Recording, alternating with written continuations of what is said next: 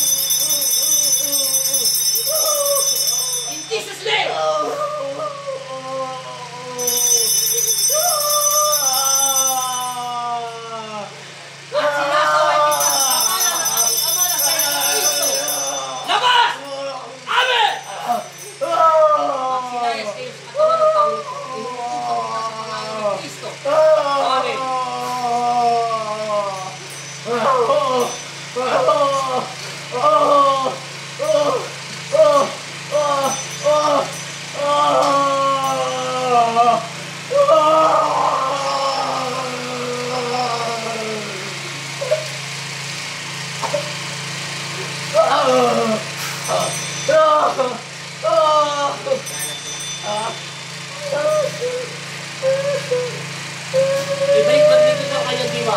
Balik! Amen! Ikilat ang mata. Ibukay mata! Hindi ganon.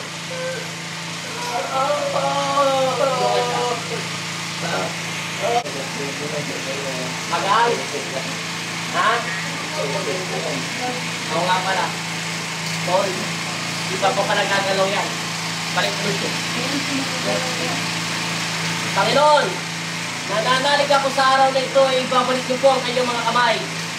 At gumalaw ka sa pangalan ni Cristo. Amen! Galaw. Yan, ganun mo na. Ayan na, gumalaw na. O nga pala, pinali ko nga pala yung kalaban mo sa kamay niya. Kaya nakaganyan pa yung kamay niya eh. Okay na, magalaw na. Parang naging magnet ano. Oh, hindi makalas. Oh. Nakalas, parang nakamagnet. Panginoon, sumusuko ako at ibibigay ko ang aking sarili sa iyo. Ikaw lamang ang aking Panginoon. Nagkasala ako sa isip, sa salita, at sa gawa. Tulungan mo ko palayain ang aking sarili. Sa pangalan mo, In Jesus' name, in Jesus' name, in Jesus' name, in Jesus' name, sigaw mo, Amen! Amen. Yan. O, ayan, kumalang na kamay mo.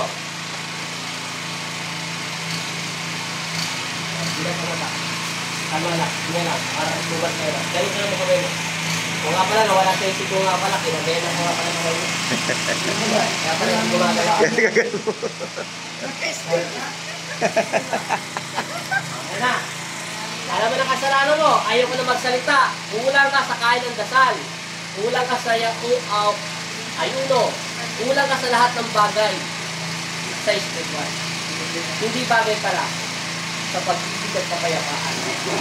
Doon pa tinatalo ng kalaban mo. Hindi na yung kulang. Pasok ka sa debit.